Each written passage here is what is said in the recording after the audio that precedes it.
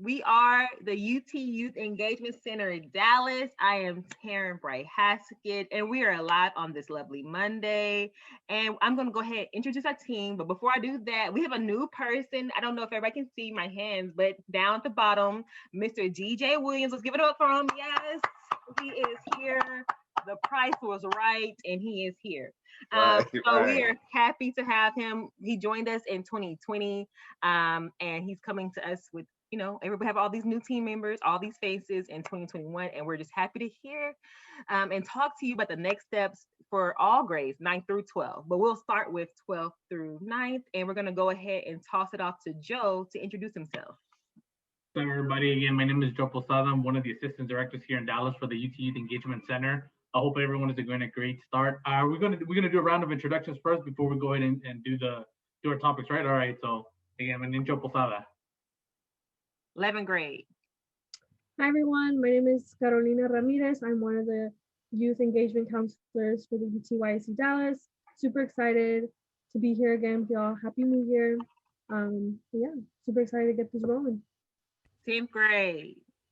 Hello, my name is Brian English. I am the executive director for the UT Youth Engagement Center in Dallas, and today I'm going to be representing and speaking to our 10th graders about their next steps. And then if there are any educators, aunties, uncles, moms, dads, mentors, grandpa, grandmas, this information will be helpful for you all as well. 9th grade. What's up, everybody? My name is Daryl Williams, but I go by DJ, and I'm the newest Youth Engagement Center counselor, and I'm excited to be working with y'all. And like Brian said, we got some information for you guys, so be ready. Okay, so the hot topic of the day, hot question, hot news, hot press. Who is everybody picking for to win the Super Bowl? I will pop it off, I'm a Patrick Mahomes fan. Shout out to him. It's the year of the Black quarterback. I want Patrick Mahomes to do great. Right. But Tom Brady made it this far, so he might as well go ahead and win a thing with a whole new team. So sorry, Patrick. So I'm gonna go with Tom Brady for me. I'm with you on that. I am from Kansas, and we don't have an NBA team. All we have is the NFL. So we going for the Chiefs, even though my sister, her team got killed, the Green Bay Packers. But I'm staying with the Chiefs. All right. It's hard to bet against Tom Brady. It really is. I mean, because history tells you he's probably going to win, but I think he got enough, he has enough rings. I'm going to roll with Mahomes on this one. He's, a hot young gun. I mean, he has tremendous weapons around him, and so I'm gonna go with my homie Mahomes. I'm gonna say, I'm not a Tom Brady fan. I did see a meme though that it shows like Tom Brady really did this. He picked a random team in the NFL and said, "Y'all want to go to the NFL? Y'all want to go to the Super Bowl?" And that's exactly what he did, right? But other than that, I mean, he's good, but I'm tired of seeing him at the Super Bowl. Yeah. But that's why people are saying it's rigged. Right. Everybody's saying like, how you go to a team that ain't never been to the Super Bowl and bring them there? They're saying it's rigged, but that's why I want Tom Brady to go ahead and take it home, so then Patrick Mahomes can run the whole NFL after that. I just want Tom Brady to be like, because everybody kept saying he only do that because he's on the Patriots. He only do that because he's on the Patriots. And now my boy on the Tampa, I didn't even know they was a team. All I thought was in Florida was Miami Dolphins. I'm not gonna lie. So shout out to the Buccaneers for getting on the map. They haven't never. When's the last time they won a championship in the 90s? I don't even know. See, I'm just saying. I don't even know. You know. So, Miss Ramirez, what you saying? Listen. I'm listening. I'm not a big sports person. So I didn't even know the Super Bowl. I mean, I guess there's like a season to all these things. I didn't know the Super Bowl was happening. The crazy thing is, I don't watch NFL like that either. I don't even have a team, but like since I'm from Kansas, we gonna say the Chiefs. But my question is, who is the halftime performance? That's my question. That's all I want to know. It better be Beyonce. No, It's the weekend. It's the Why weekend. show he had a new face, right? Okay, He had a new face. I don't want to watch him. If he had a new face, I don't want to see him. Uh, Period. So that's that. So I'm the only one on the UTYEC Dallas going for Brady. Hopefully it's in my favor. Everybody else is for Mahomes. And shout out to my good sis, Miss Ramirez, who's going to just be watching for the halftime show. So let's go ahead and get it started with the 12th graders. I hope everybody finished their FAFSA. They FAFSA. Look, January 15th came and went. And here we are now. And Mr. Posada is going to put us down, put us in check, put us in gear on what we need to do next. No, for sure, for sure. So again, yeah, big, huge echo on what Ms. Ms. Taryn Haskett said, because it's important for us. The January 15 came. However, if you haven't had a chance to complete financial aid, your FAFSA or your TAFSA, you still have some time. The party deadline was January 15. However, it's not a deadline that if you missed it, you're done. You actually still have a couple more weeks to go, so you can get that. But we'll hit that here down at the bottom to get us up and running. But again, first and foremost, I know that this process right now we're going over through what UT Austin is having us. What you're going to be required, especially for those interested in UT. But just know that this process, basically everything we're going to talk about, applies to pretty much any institution that you're thinking of applying to. Every institution is going to require you to accept your offer, right? So once you've decided that you are going to be a Longhorn, you're like, you know what? I know I'm coming to UT Austin. Down in the fall 2021, then you can go in and accept your offer on your My Status account.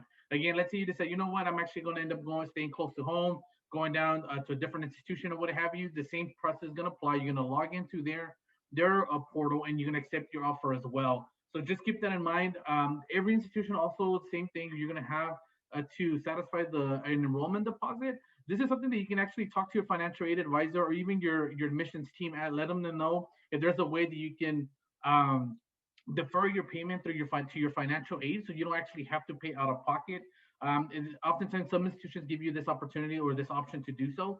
So it doesn't hurt to ask, because by doing this, is going to allow you to not only having telling the institution that you're coming to us, that letting UT Austin, hey, I'm coming in the fall to your campus, but then also to secure your seat at the campus as well. So it's very, very crucial that you have that as well. That you satisfy that enrollment deposit, whether you're paying out of pocket, the $200 fee for Austin, or you're deferring it over to your financial aid. That's something, again, it doesn't hurt to ask your admissions team, because once you do that, it's going to open up the opportunity for you to actually start submitting your housing contract. So again, you won't be able to submit everything unless this contract, the housing contract, unless you've already done your enrollment deposit. Now, your housing contract as well is going to be online. So if you haven't done so already, I believe the housing application has been open whenever you were working on your admissions application. So you can do this again through your My Status, or again, if you're going to a different institution, through their portal as well. So you can do this online. Once you have that, go ahead and make sure you log into your My Status account, check under housing, and then if you've been offered a contract, you're actually going to see it either in your inbox, or you're going to see in the housing tab. You click on it, and then you could just go ahead and I believe you can digitally sign it, or you might need to download a PDF so you can have that and get you up and running with that. Once you have your contract done, we can start looking at registering for orientation. And so to register for orientation, again, it's also going to be online. Typically, to sign up for orientation won't open up to roughly around, I think, March 6th is when you actually get an opportunity to start registering for orientation. Now, during orientation is when you actually get a chance to sign up for classes. So this is important. So again, if you're taking any dual credit classes, you want to ensure you're submitting those those transcripts over to us as well, to our admissions team, so like that, to ensure that you get credit over the classes you've taken already. And then two, you sign up for orientation. Again, whereas orientation, you'll be able to go ahead and sign up for classes. For this upcoming year, I'm not 100% sure if it's going to be all digital. It's just depending where we at with COVID and what have you. But this is something to keep in mind as you're doing it. You may have an in-person option, or most likely you're going to have a virtual option for it. But again, nonetheless, it's still going to happen. So again, this is where you're going to sign up for classes. So it's also an opportunity for you to start thinking: are you wanting to take 4 classes? which is usually equivalent to about 12 credit hours, which makes you a full-time student. And you need to be a full-time student in order to receive financial aid as well, your FAFSA and your TASFA. Or if you wanted to take 5 classes, which is usually the equivalent to 15 hours or more. So it's important for you to go ahead and do that. And also you'll be able to connect with other students that are pursuing the same major as you are, and what have you. And again, going back to this important note about completing the FAFSA and accepting your financial award. So once your financial award application it's already live, you're going to see it on your cash page. And so you'll actually see a link on this through your My Status account. So again, your My Status is your hub to anything. So for your housing, to your financial aid, to your admissions decision, to accepting your offer. And again, you have the same portal for pretty much all the institutions that you're applying to as well. So it's very, very important that you're setting these up if you haven't done so already, so you can stay up to date to what's going on. It's actually going to be the fastest way to receive a notification compared to checking and receiving an email or calling. Is usually most likely going to be posting your account first before you get something sent out to you via text or a call and what have you. So again, January 15th was the party deadline, but let's say, for example, you ran into some hiccups or you were selected for verification, you can do all of this through your My Status account. So you just want to go in and log in, stay up to date to your cash page, and you'll see. So again, they'll notify you of everything. If again, selected verification, need to submit additional documentations, or you need to accept your financial award package. And then if you run into any trouble in understanding, how much money you received, whether there were grants, institutional scholarships, or loans, you can always reach out to our financial team on campus. But then also, if you're here in Dallas, you can definitely reach out to us, to one of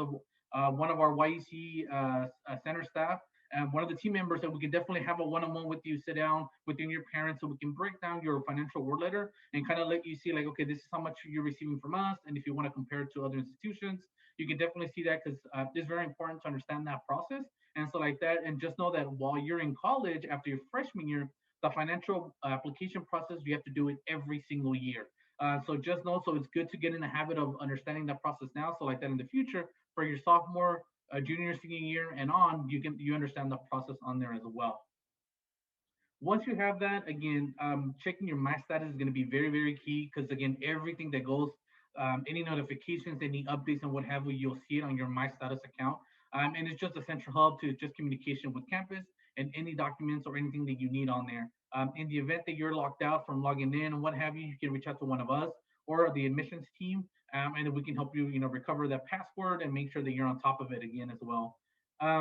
Really, after that, really, you just want to start preparing for orientation as well. So when the link, well, when the registration link opens up for orientation, you actually get a chance to pick certain dates. Traditionally, it's been you'll have dates between, I believe, either late May or early June for sure, on the entire month of June, July, and then maybe 1 or 2 dates in August as well.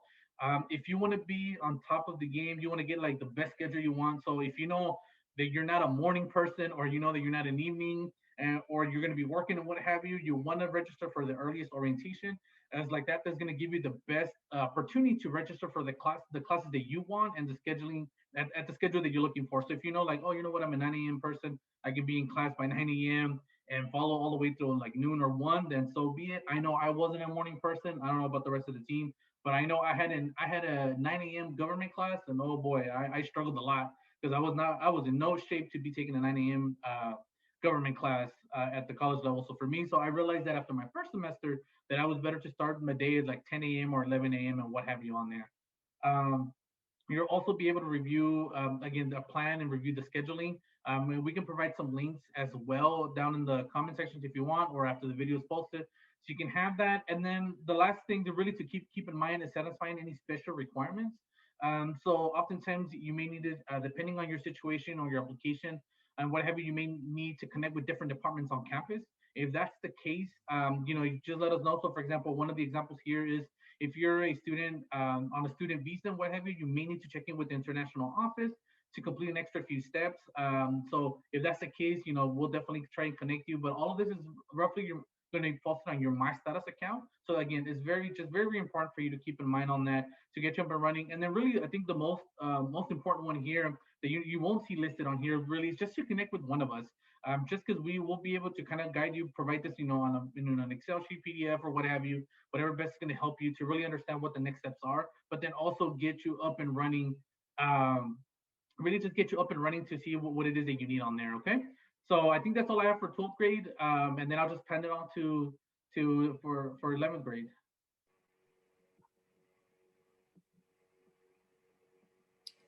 All So right. next we have up is Miss Ramirez, Miss Carolina Ramirez, to talk about 11th grade. And here we go. All right, y'all. So let's get a better close up of the 11th grade. Let's see. Okay, so like we see now at a glance, this looks a bit overwhelming. And for any juniors watching or parents, educators of juniors in high school, it's because junior year, I would say, and correct me if I'm wrong, is probably by far the most important year when it comes to preparing for your college education. And I say this because there's a lot of things that you would want to get done or started on that will put you in the best place possible once you start senior year. Because when senior year starts, you're worried about other things, you hit the ground running, and before you know it, you're graduating, right? So this list will definitely help you. So first, begin identifying who your recommenders will be and begin a conversation with them about the schools you want to apply for and show them your resume. So your recommenders could be someone like a mentor, a teacher, your coach, someone who you've built a professional relationship with, that know you and your skills, and that could speak to your ability to succeed in college. Next, keep developing leadership skills in the organizations and clubs that you've joined. This is super important, especially when you're writing your essays and you're able to communicate the skills that you learned in interviews, essays, different things like that. Next, begin to identify the essay topics you'll need for admissions, brainstorm and complete a rough draft. So these past prompts for at least applied texts should be available online, and they uh, tend to change very minimally. So if you look at past prompts, that'll be a good starting place for you to start brainstorming and identify what details and ideas you'd want to include in your essay. Next would be to create a list of at least 10 schools that you wish to apply for and identify their different requirements. Each school has different requirements, and sometimes you might feel like you're being taken in different directions and all of that. But again, each school has different requirements, so it's important to know what they all need from you. And ensure you're documenting your community service and extracurricular activities on your resume. Now, if you don't have a resume, we're definitely here to help you set up one, provide you with templates, different things, because your resume is definitely a document that will follow you through your college career and after, once you begin your full-time job, wherever you plan to do.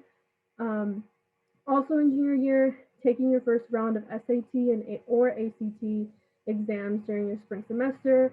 So around springtime of your junior year, it'll be really important for you to start preparing, doing practice exams, taking advantage of any sessions or um, things that maybe your schools are offering. Definitely take advantage of that, because once those SAT and ACT scores are taken into consideration for um, admissions for the next round of the next cycle. And research institutions you're interested in and check if they have any summer programs and camps. This is so important and something that I honestly wish I would have done when looking through colleges, because maybe hopefully if everything post COVID, you'll actually be able to maybe visit the campus, interact with campus staff and faculty. You'll get a real feel of, okay, maybe is this the right school for me? Maybe it is, maybe it isn't. So it's important, and I definitely recommend looking into any summer programs and camps. And lastly, begin researching and identifying what scholarships you will be applying to. I can't emphasize this enough. Definitely another one of my regrets in my college going journey, applying to more scholarships, because they're so important. And the free money is there. You just gotta look for it. And we're definitely here to help you in that journey. But yeah, that's all I have for juniors. definitely echo the sentiment about the scholarships. It's never too early to apply for scholarships. In fact, there are scholarships for third graders out there. So as we transition to talk about 10th graders, whether you're a 10th grade student or you're helping someone, probably the thing that you want to focus on most is just your academic progress, your coursework, making sure that you're knocking out as much as you can. If you have the opportunity to take pre-AP or AP classes, I definitely strongly suggest that you go about that route because that's going to help you, for one, academically, but then also when it comes to determine your GPA. So taking care of, doing a great job academically is going to be so very profound as you prepare to move forward. The other thing outside of your academics is continuing to just be involved. And so if you know right now that you have an interest in the STEM field, in science or engineering, math, technology, then be involved in an organization or a club where you get to exercise those STEM muscles. If you're interested in business, join DECA or BPA, or if you can get an internship with a corporation. By far, those are the things that you want to do is be involved, especially in the area that you want to study in college, in the area that you want to be prepared for as you turn into a professional. So again, one of those things is internships. And so I know the mayor has an intern program, but other companies or institutions, organizations may have other internship programs that you can take part in. I highly, highly recommend at an early age. Our good friend on this call, Joe Posada, was able to get an internship at an early age, and I think it did wonders for him. And so that's something that you want to focus on as well. If you have the opportunity to do dual credit classes, so some of you may already be enrolled in early college, or you may be in another dual credit program, that is phenomenal because it gives you that boost on your resume, your academic transcript to say, I'm already prepared, I'm already doing the work that it takes to be a college student. And at the same time, I'm enhancing my own knowledge. And then also you want to make sure that you're, as much as you can, virtually or in person, that you're visiting, institutions, that you're, in the Dallas area. We have several colleges and universities that you can visit just to get a feel, just to look at the campus. But now, you know, even more so now you have the opportunity to do virtual visits basically anywhere that you want to look at. If I want to look at Harvard, I can log, onto their website and get a glimpse of what they have. If I want to go to UT Austin, I can log on and do some virtual appointments to learn about what they have as well. And so take advantage of those opportunities virtually. And once we're able to, be in person more so, definitely do that. And then lastly, as a 10th grader, everything that we just talked about, make sure that you're tracking those things on your actual resume. So your college classes, the clubs and organizations, your internships that you're doing, everything that you're doing, if it's involvement at your church or your mosque or an involvement in a nonprofit organization that you volunteer for, make sure that you're tracking those things on your resume. So as a 10th grader, you have a lot to do. It's not just about waiting until your 11th grade or 12th grade year. There's plenty that you can be doing now to prepare for the 9th grade. So that's the information that we have for 10th graders and those who work with 10th graders. Yeah. Now we're heading on to our 9th grade session. All right. Again, I'm DJ Williams. Oh, say it again, Taryn. I'm sorry. No, I'm gonna say no. I'm just introducing you. Go ahead. You got it. Okay. Thank you. Okay, I'll be rounding it up with the 9th grade. One thing we're trying to get you guys is brains to comprehend is that every grade means something. 9th grade seems like it's going to be easy. It's going to be a breeze, but this is building your foundation to what colleges will see. So that's why I like when Brian said he kind of went over it all with your grades and everything. We want you to know that 9th grade is also a big year. So the thing you should definitely be doing is thinking what you want to accomplish in these 4 years before you head off to college. If that's certain classes, like Brian said, if that's also getting in certain clubs, DECA clubs. I was a part of the skills and welding club when I was in high school, and it's something that I wish I would have kept doing. But yeah, so making sure that, and also just understanding how your GPA is calculated. Brian already talked about grades. your grades mean something. Understanding what a 4.0 means. How do you get there? A's, B's, C's. We're not even going to talk about D's and F's, all right? And also, okay, and then understanding the requirements to enroll in pre-AP courses. These are advanced courses that your schools probably offer. Just understanding what it takes and how you're able to get into those classes. That's something that's very great for colleges to see. That's something that they look into is what classes did they take? Did they push themselves? How did they do in those? So that's one thing we want you guys looking at in the ninth grade. Also, Brian went over this, start identifying what your interest is. Join a club or organization or sports. If it's basketball, could be tennis, if it's soccer, find your niche and go with it. The more you do it, it's called muscle memory, right? You'll get better and better at it. It's the same with school. The more you write, the more you do this, whatever you join, you love DECA, you'll build on it and you'll get better at it. Also, begin giving back to your community by volunteering. This is something that you could do with your church. This is something your summertime. You could look into it. You can look into that time to fill up with volunteering, making sure that you're doing something for your community. That's giving out stuff with the food bank and stuff like that. You know, it could be something simple, but it really is giving back. That's what you guys want to do. Then just ending it off with your resume. The ninth grade is when you start putting your classes on it, like Brian said, anything that you're involved in. You could be, like I said, stuff at church and everything like that. You have a lot to build on in the ninth grade. So don't forget about it. Don't let it go by because, like Kato said, 11th grade is the year where it gets real, but it will make your 11th grade so much easier if you knock everything out in ninth grade and up. So that's what I have for the ninth graders.